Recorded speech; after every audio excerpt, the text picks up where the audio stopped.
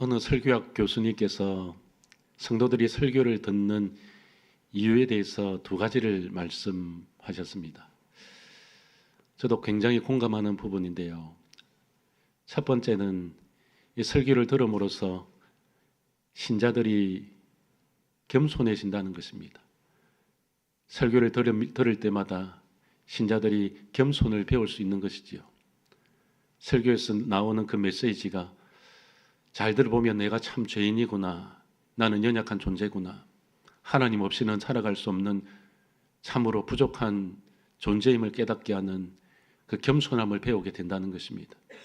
두 번째 이유는 이 설교를 통해서 하나님의 영광이 드러난다는 것입니다. 이 죄인을 사랑하시는 하나님, 이 죄인 속에 역사하셔서 우리를 품어주시고 함께 하시는 그 놀라우신 하나님의 그 사랑을 발견할 때에 하나님의 영광이 더욱더 드러나게 되는 것입니다. 윤동주 시인이 썼던 서시를 여러분들 잘 알고 있을 겁니다. 죽는 날까지 하늘을 우러러 한 점 부끄러 먹기를 잎새에 있는 바람에도 나는 괴로워했다. 이 윤동주 시인은 이 기독교인이었습니다. 종교적 신념 가운데서 나라의 독립을 위해서 살았을 뿐만 아니라 그는 참다운 신자로서 하나님과 잇대어 살아갔던 그런 인물이기도 합니다. 신앙 안에서 본받아야 될 인물. 그런데 그는 그의 시를 통해서 하늘을 우러러 부끄러 먹기를 갈망하며 살았습니다. 기도하는 마음으로. 그런데 우리의 삶을 들여다보면 참으로 부끄러운 우리의 모습들을 많이 발견할 수 있습니다. 죽는 날까지 여러분, 우리가 계속되어야 될 것, 죽는 날까지 계속되어야 될 것, 그것은 우리를 바라보고 성찰하고 회개하고 하나님 앞에 한 걸음 나아가는 것입니다. 이 윤동주 시인이 바로 그런 사람이었습니다. 뿐만이 아니었지요. 잎새에 있는 바람에도 나는 괴로워했다. 여러분, 잎새에 있는 바람이란 무엇이겠습니까? 아주 작고 미미한 흔들림입니다. 그 흔들림 가운데서도 나는 괴로워했다. 여러분, 우리는 어떻습니까? 미미한 죄 때문에, 작은 죄 때문에 우리는 흔들리고 괴로워하고 아파합니까? 오히려 그것이 정상이 되어져야 되는데 이 시대를 살아가는 많은 그리스도인들조차도 잎새에 있는 바람과 같은 그 미미한 죄 가운데서도 전혀 괴로워하지 않고 전혀 눈물 흘리지 않고 살아가는 이 시대의 신자들을 바라보면서 과연 하나님께서는 어떠한 마음을 가지고 계실까요? 이 시인은 그렇게 노래했습니다. 잎새에 있는 바람에도 나는 괴로워했다. 미미하고 작고 보잘것없는 죄 가운데서도 자기 자신을 성찰해보고 손바닥으로 이 죄를 닦아보고 발바닥으로 그 죄를 닦아보았음에도 불구하고 나의 죄 때문에 나는 오늘도 괴로워한다. 이것이 이 윤동주 시인의 고백이었습니다. 그런데 우리의 괴로움은 어디서부터 나옵니까? 어떻게 보면 이 윤동주 시인과 비교하면 우리는 참으로 부끄러운 괴로움을 가지고 있습니다. 투자를 해서 낭패를 보았기 때문에 다가오는 나의 괴로움, 자녀들을 잘못 키워서 내 인생에 참으로 큰 손해가 다가왔을 그 외로움, 괴로움 뿐만 아니라 내가 이루고 싶은 그 성공의 길을 가지 못해서 그래서 땅바닥을 치면서 후회하는 괴로움, 인생 잘 살아야 되는데 왜 이 모양으로 살았을까 하는 그 인생에 대한 그 허무함에 대한 괴로움, 그리고 무엇보다도 남들과 비교하면서 내 친구는 이렇게 성공하고 떵떵거리면서 잘 살아가는데 나는 아직도 바닥을 기고 있는 자기의 자신의 모습을 비교하면서 받는 괴로움, 그리고 이기적인 자신의 모습, 이기적인 자신의 욕심 때문에 괴로워하고 몸부림치는 자신의 모습, 빨리 성공하고 싶고 빨리 승리하고 싶고 빨리 재산을 더 많이 모으고 싶고 빨리 더 좋은 집을 사고 싶고 남들보다 더 위대한 자리, 높은 자리, 출세의 자리, 성공의 자리, 그 자리에 가지 못해서 아등바등하면서 괴로워하는 우리의 모습들. 여러분, 괴로워하는 사람들이 있지만 괴로움의 종류는 다르다는 것입니다. 여러분들은 윤동주 시인이 괴로워했던 그 모습으로 괴로워하고 있습니까? 아니면 인생의 바닥을 치면서 자신을 들여다보면서 만족하지 못한 자기의 삶을 들여다보면서 괴로워하고 있습니까? 오늘 우리에게 주어진 본문이 바로 그런 말씀입니다. 우리가 애통하고 있는 것이 과연 무엇인가? 예수 그리스도의 십자가를 바라보면서 나의 죄 때문에 애통하고 있는가? 자신의 삶을 들여다보면서 진지하게 고민하면서 한 걸음 한 걸음 인생을 살아가면서 나에게 주어진 이 길들을 정말로 십자가를 지면서 걸어갈 수 있는 그 관점에서 애통하고 있는가? 여러분, 이 시대도 마찬가지였지만 예수님께서 활동하고 계신 그 시절에도 참으로 눈물이 없었고 애통함이 없었습니다. 정의를 외치던 이 세례 요한이 감옥에 갇혔습니다. 그럼에도 불구하고 세상은 조용했습니다. 풀어달라 말하지 않습니다. 예수 그리스도께서 이 종교 지도자를 향해서 그렇게 핏대를 세우면서 특별히 바리새인들에게 독사의 자식이라고 말씀을 하셨음에도 불구하고 그들은 전혀 반응하지 않습니다. 오히려 예수님을 잡아 죽이려고 하는 그 모독 가운데서 예수님을 어떻게 하면 걸려들게 할까? 올무를 만들고 함정을 파고 어떻게 하면 예수를 매달아서 죽일 수 있을까? 음모나 꾸미고 그 시대의 풍조가 그랬다는 것입니다. 그래서 예수님께서는 그 시대의 풍조에 대해서 이렇게 말씀합니다. 마태복음 11장 17절에 우리가 슬피 울어도 너희가 가슴을 쉬지 아니하였도다. 양심의 화인을 맞은 것입니다. 양심이 불에 타서 더 이상 감각을 잃어버린 것입니다. 만민이 기도하는 집이었던 그 성전에도 부정부패가 일어났습니다. 장사꾼들로 넘쳐났고 짐승들의 배설물로 가득 넘쳐났습니다. 냄새나는 곳이 바로 성전이 되어버렸습니다. 가장 성결해야 되고 깨끗해야 될 그 성전이 여러분, 오늘날 하나님께서 교회를 바라보시면서 2000년 전에 그 성전들과 다름이 없다고 말씀하실 때가 있습니다. 그러면서 우리의 성전, 내 마음의 성전, 나 자신이 하나님 앞에 성전임을 알고 우리 자신이 정말로 하나님 앞에 깨끗이 비워져야 됨에도 불구하고 전혀 그렇지 않는 우리의 모습들, 부패한 나의 마음들, 반응하지 않는 나의 마음들, 하나님의 말씀이 있음에도 불구하고 전혀 꿈쩍도 하지 않는 바위 같은 나의 마음들, 세상에 오물을 뒤집어 쓰고도 아무렇지도 않게 뻔뻔스럽게 살아가는 우리 자신의 성전, 우리 내 마음을 바라보면서 우리는 과연 애통하고 있는가? 우리는 영적으로 바라볼 때에 이 허물어져가는 이 시대를 바라보면서 아파하고 애타하지만 정말 하나님의 성전되고 하나님의 교회인 나 자신을 바라보면서 나의 죄에 대해서 얼마만큼 애통하고 눈물 흘리면서 살아가고 있는가? 영적 감각이 완전히 바닥이 되고 무뎌져서 하나님께서 말씀하시고 하나님께서 들려주시고 하나님께서 계시해 주셔도 그 계시의 말씀을 전혀 헤아리지 못하고 살아가는 이 시대의 백성들을 바라보면서 오히려 예수님께서는 이렇게 말씀하십니다. 애통하는 자가 복이 있다. 그들이 위로를 받을 것이다. 예수님께서 왜 이 애통에 대해서 말씀하셨을까요? 그 시대에 애통하는 사람이 없었기 때문에, 눈을 뜨고 찾아봐도 없었기 때문에 얘들아, 너희들이 애통해야 된다. 애통한 마음을 가지고 하나님 앞에 살아야 된다. 웃는 자가 복이 있는 것이 아니라 하나님 앞에서 내가 죄인입니다라고 고백할 수 있는 그 사람에게 복이 있다. 상하고 깨어진 마음 가운데서 하나님 앞에 나와서 하나님, 저는 참 죄인입니다. 창자가 끊어지도록, 핏줄이 터지도록, 뼈가 으스러지도록, 내 살점이 뜯어 나가도록 정말로 절박한 내 자신을 바라보면서 내가 정말 죄인이구나 하는 그 모습을 발견하는 것이 애통이라는 것입니다. 오늘 본문에 나와 있는 애통은 죄에 대한 애통입니다. 자기 자신을 들여다보고 자기의 삶을 들여다보니까 모든 것이 죄라는 것입니다. 우리도 마찬가지 아닙니까? 하나님을 배반하였던 아담과 하와, 그때부터 사실은 애통이 시작되었습니다.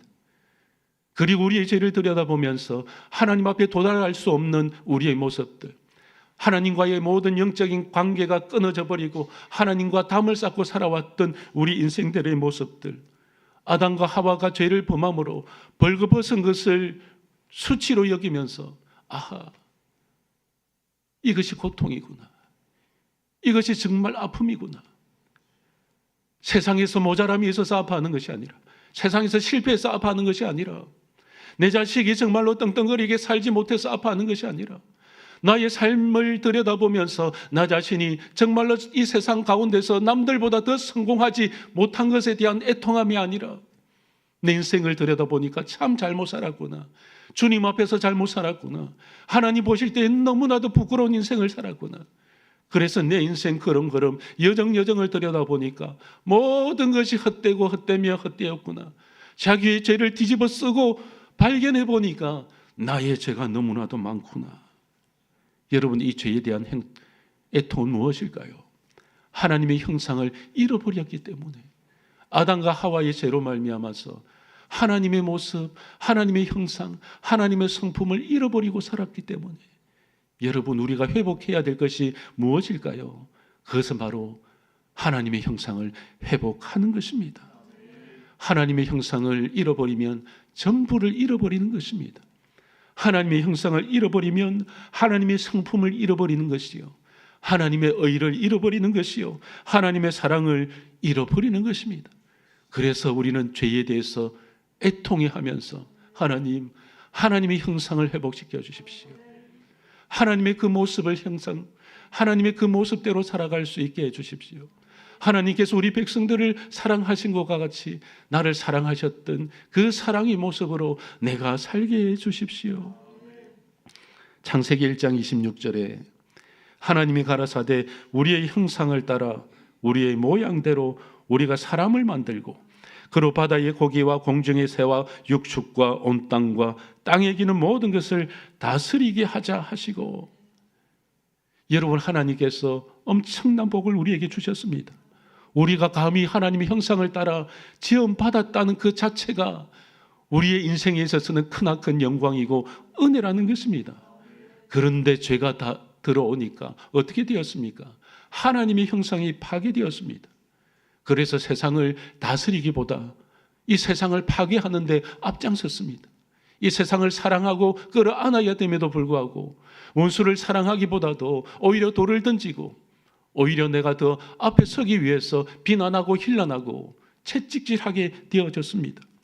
모든 것을 파괴하는 사람, 모든 것을 밟아 없어지게 하는 사람, 그리하여서 하나님의 형상이 떠나버렸습니다.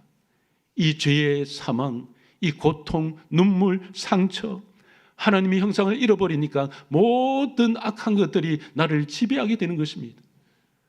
슬픔이 찾아옵니다. 고통이 찾아옵니다. 인생을 살면 살수록 행복해야 되고 하나님을 발견하면 더욱더 찬양해야 되는데 찬양이 떠나갑니다. 벌거벗은 자기 자신을 들여다보면서, 수치를 가릴 수 없는 자기 자신을 들여다보면서 우리는 애통해 할 수밖에 없습니다. 하나님, 저를 불쌍히 여겨 주십시오.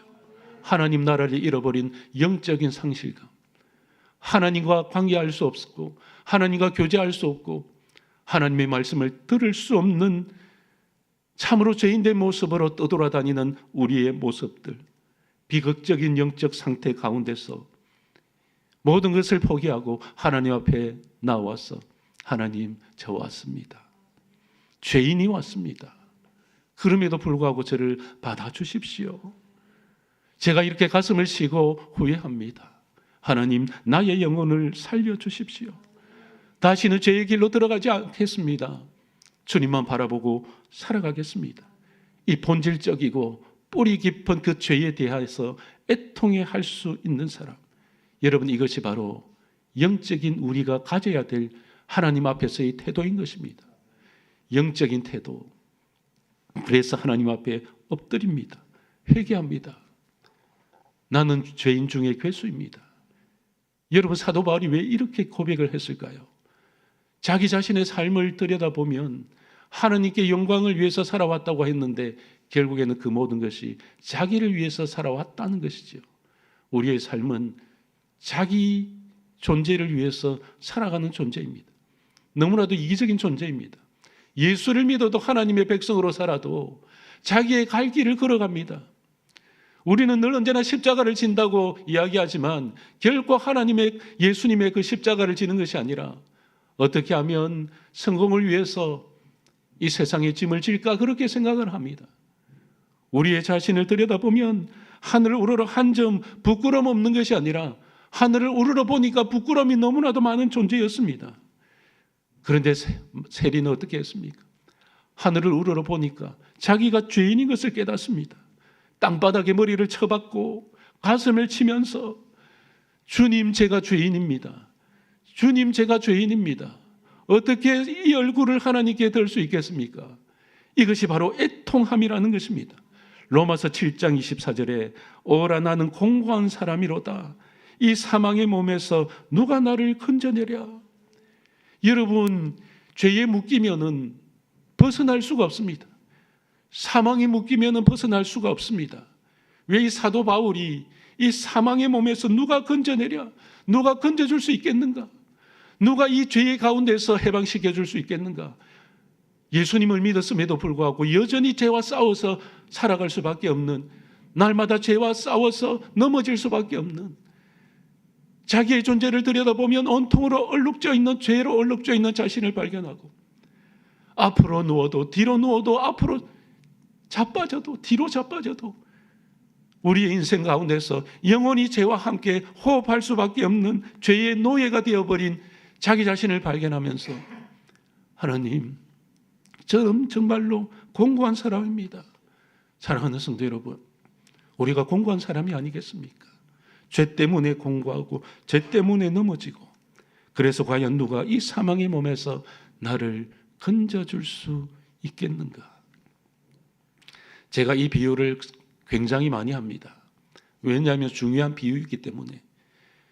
왜 이 사도 바울이 이 말씀을 했을까요? 그는 길리기아 다소 사람이었습니다. 그런데 이 길리기아 다소 근처 인근에는 특별하게 형벌로 다스리는 부족이 있었습니다. 살인죄를 저질렀을 때에 이 살인자를 시체에 꽁꽁 묶습니다. 팔을 묶고 다리를 묶고 온몸을 지탱할 수 없을 만큼 꽁꽁 묶습니다. 그리고 밖으로 내쫓아버립니다. 아무도 풀어주지 않습니다. 왜냐하면 그는 살인자이기 때문에 접근하지 않습니다. 오히려 돌을 던져야 되죠. 침을 뱉어야 되죠. 너는 누구의 도움도 바랄 수 없습니다. 그러면서 어떻게 되겠습니까? 이 시체와 서서히 썩어가는 겁니다. 시체의 구더기가 끓으면은 이 살아있는 이 살인자의 몸에 구더기가 끓는 겁니다. 시체가 썩어가면은 이 살인자도 함께 썩어가는 겁니다. 뼈가 마르고 피를 토하게 됩니다. 그러면서 어떤 생각이 들까요? 내가 왜 죄를 지어서, 내가 왜 살인을 해서 이렇게 되어버렸을까? 여러분, 그것이 바로 죄에 대한 각성입니다. 사도 바울은 자기 자신이 마치 살인죄를 저지른 그 사람과 같이 이 사망의 몸, 시체의 몸에 꼭꼭 묶여서 나는 참으로 죄인이구나. 이 사망의 몸에서 누가 풀어줄 수 있겠는가? 이 시체의 몸에서 누가 나를 자유롭게 해줄 수 있겠는가? 나의 육체도 이렇게 꽁꽁 묶여서 죽어가고 있는데, 이 사망의 몸에 갇혀 있는데 누가 나를 자유롭게 해줄 수 있겠는가? 사랑하는 성도 여러분, 우리도 마찬가지입니다. 우리는 이 사도 바울뿐만 아니라 우리 자신의 죄를 들여다보면서, 사망의 몸에 묶여있는 우리 자신들을 들여다보면서, 하나님, 우리가 이 죄 가운데서 꽁꽁 묶여 있습니다. 노예처럼 끌려다니고 있습니다. 내 속에 구더기가 꿇고 있고 내 속에 살점이 썩어가고 있습니다. 여러분, 내 살이 썩고 내 뼈가 썩는 것보다 더 비참한 것이 무엇인 줄 아십니까? 우리의 영혼이 썩어 들어가는 것입니다. 하나님을 모른 채 자기의 길로 걸어가는 사람들, 영혼이 썩어서 하나님의 형상을 잃어버려서 저 지옥불 속에 들어가야만 되는 저 세상 사람들, 여러분, 저들을 바라보면서 애통해하고 있습니까? 누가 이 살인자의 결박을 풀어줄 수 있겠습니까? 누가 이 마음속에 있는 이 결박을 풀어줄 수 있겠습니까? 그런데 답을 주었습니다. 누가 풀어줄 수 있을까요? 사도 바울은 예수님께서 이 사망의 몸에서 나를 건져주신다 말씀하고 있는 것입니다. 사랑하는 성도 여러분, 우리가 애통한 마음으로 예수님을 영접하고 애통한 마음으로 성령을 모셔드릴 때에 이 모든 죄와 사망의 그 끈으로부터, 쇠사슬로부터 자유롭게 될 줄 믿으시기를 소망합니다. 그래서 우리가 예배를 드리고 애통한 마음으로 눈물을 흘리면서 하나님 들어오십시오. 나를 주장해 주십시오. 내 영혼을 주님께서 살려주십시오. 예수만이 참 생명입니다. 예수만이 길이요 진리요 생명이십니다.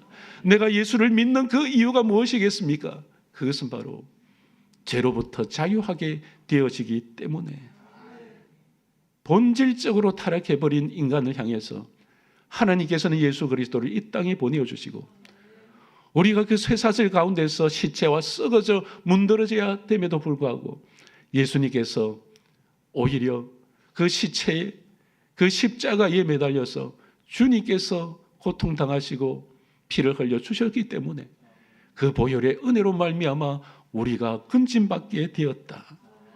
사랑하는 성도들 여러분, 이 믿음을 가지고 날마다 하나님 앞에 겸손하게 낮아지는 믿음의 백성들 다 되시기를 소망합니다. 다윗도 마찬가지였습니다. 다윗이 바세바를 간음하고 우리아를 청부 살인하지 않습니까? 그럼에도 불구하고 아직도 죄를 깨닫지 못했습니다. 그래서 하나님께서 나단 선지자를 보내십니다. 그리고 다윗의 죄를 지적했습니다. 그때서야 자기의 벌거벗은 모습을 발견했습니다. 내가 이토록 부끄러운 죄인이구나. 내가 이토록 연약한 종이구나. 난 자기 자신을 성찰하고 회개하고 눈물 뿌리지 않습니까? 그래서 그는 이 눈물 가운데에 이렇게 외칩니다. 시편 6편 6절에 내가 탄식함으로 피곤하여 밤마다 눈물로 내 침상을 띄우며 내 요를 적시나이다. 죄를 발견한 사람, 이 다윗이요 체면도 없이 침상에서 눈물을 흘립니다. 여러분, 하나님 앞에서는 우리는 체면이 없습니다. 하나님 앞에서는 왕도 신하도 없습니다. 하나님 앞에서는 정치인도 대통령도 없습니다. 하나님 앞에서는 모두가 죄인이라는 것입니다. 벌거벗은 죄인이라는 것이지요. 죄가 만천하에 드러나게 되어지니까 얼마나 부끄러웠겠습니까? 그래서 하나님 앞에서 하나님 부끄럽습니다.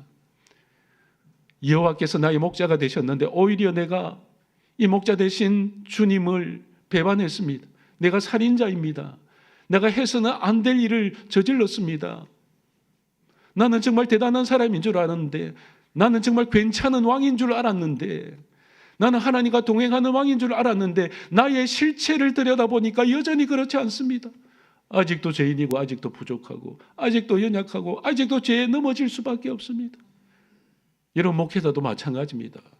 목회자도 죄에 넘어집니다. 쓰러집니다. 그래서 이 다윗과 같이 눈물 흘릴 수밖에 없습니다. 하나님, 설교할 수 있는 자신이 없습니다. 강대상에 서서 하나님의 말씀을 가르칠 만한, 선포할 만한 자격이 없습니다. 다윗과 같은 똑같은 마음으로 자기의 실체를 들여다보면서 하나님 앞에 눈물 흘리고, 여러분, 이것이 정말 하나님 앞에 애통하더라는 것입니다. 그런데 하나님께서는 이 애통함을 보시고 회복시켜 주셨습니다. 하나님의 형상을 회복시켜 주시고 하나님의 자녀됨을 회복시켜 주시고 그리스도께서 십자가에 매달려 죽으신 그 예수 그리스도의 보혈로 말미암아 우리가 하나님의 자녀됨을 회복시켜 주시고 우리가 하나님 앞에 눈물로 애통하며 기도할 때에 우리를 회복시켜 주실 줄 믿으시기를 소망합니다. 애통함으로 기도할 때 여러분, 일어나는 또한 놀라운 일들이 있습니다. 여러분, 히스기야 왕이 병들었을 때에 벽을 보고 눈물을 흘립니다. 살려달라고, 하나님, 몹쓸 병에 걸렸습니다. 제가 죄를 지어서 그런 것 같습니다. 하나님, 저를 살려주십시오.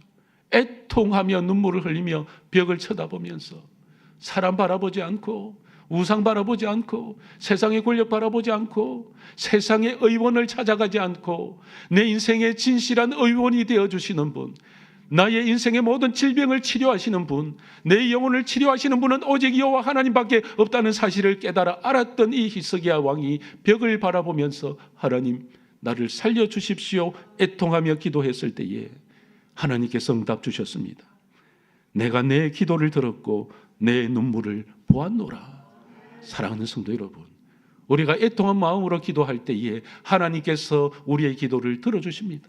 우리가 눈물로 애통해 할 때에 하나님께서는 우리를 회복시켜 주실 것입니다. 체면이 무슨 소용이 있겠습니까? 권세가 무슨 소용이 있겠습니까? 지위가 무슨 소용이 있겠습니까?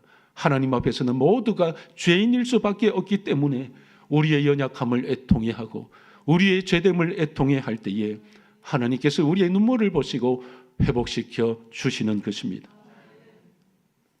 그런데 그것으로 끝나는 것이 아닙니다. 회복시켜 주시고 우리와 함께 하시겠다. 위로의 말씀도 우리에게 주셨다는 것입니다. 예수님께서는 말씀하셨습니다.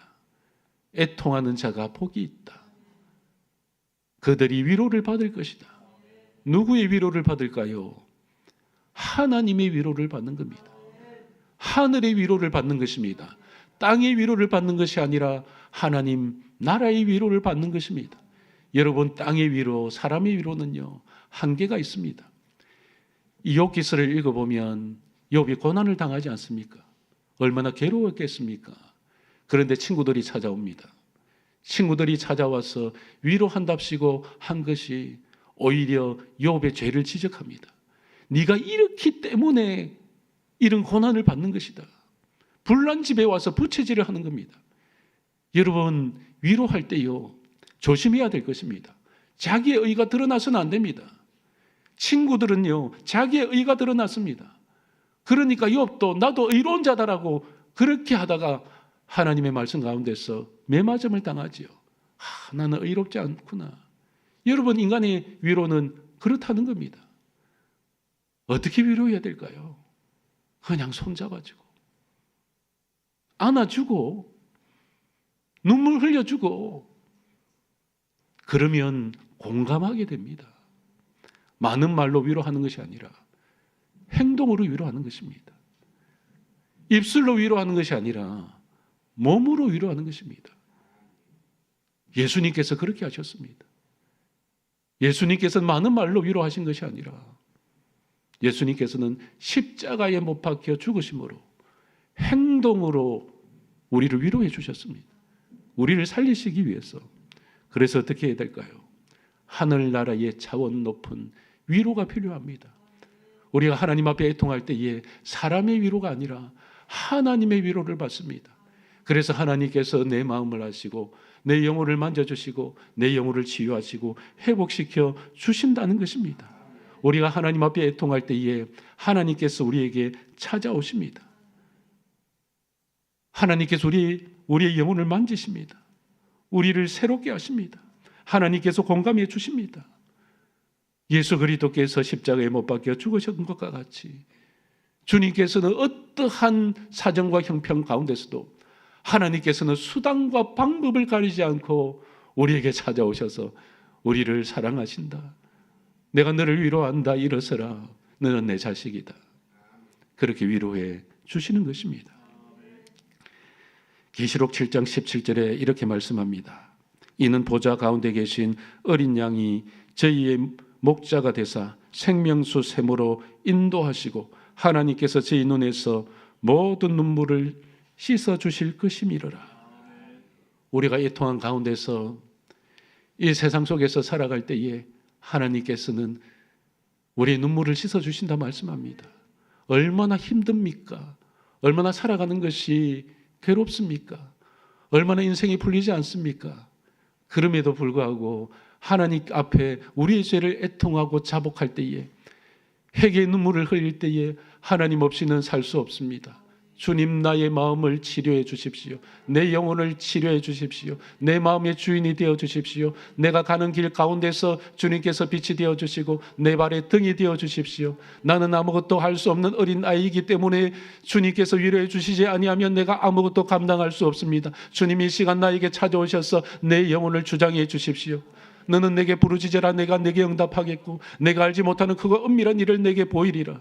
예레미야가 정말로 눈물로 기도하면서 나라와 민족을 위해서 애통해 할 때에 하나님께서 너에게 비밀한 일을 보여주겠다.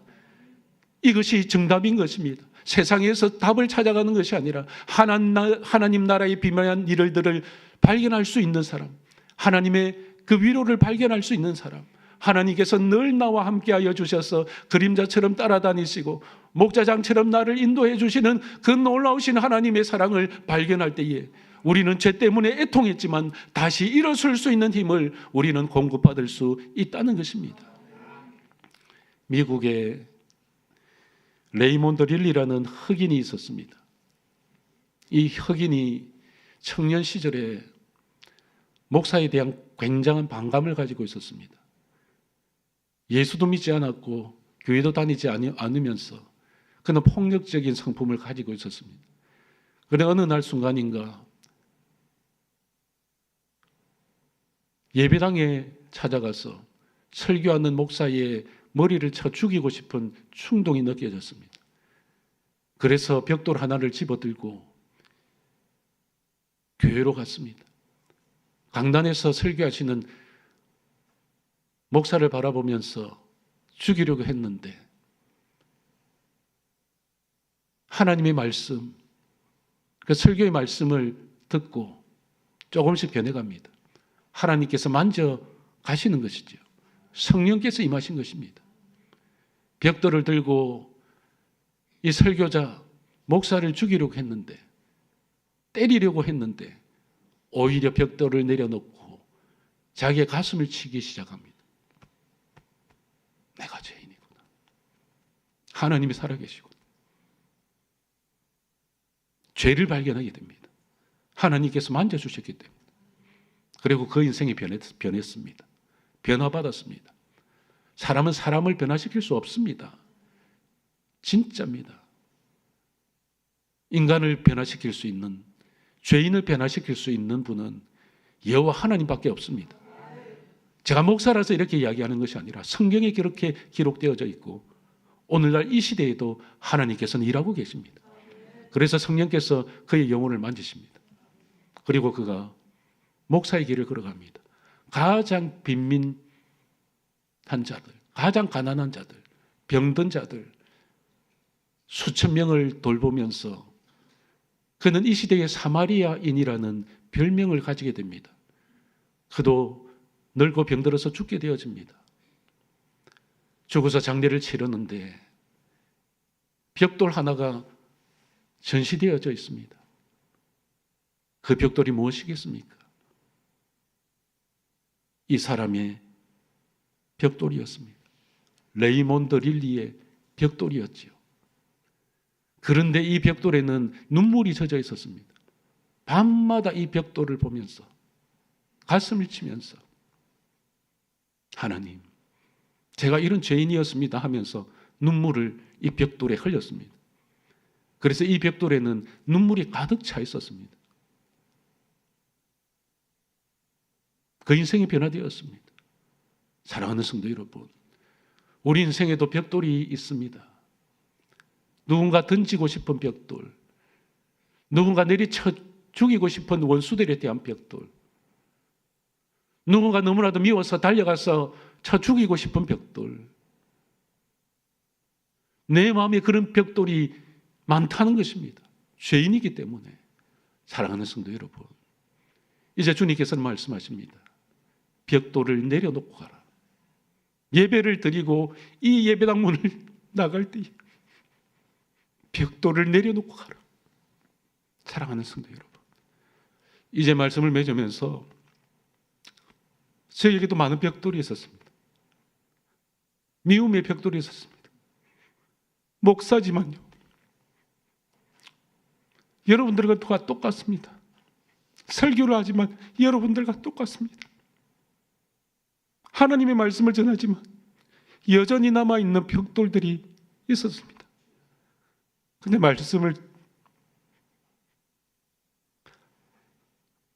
말씀을 정리하면서 이 벽돌들이 하나씩 하나씩 내려지기 시작했습니다.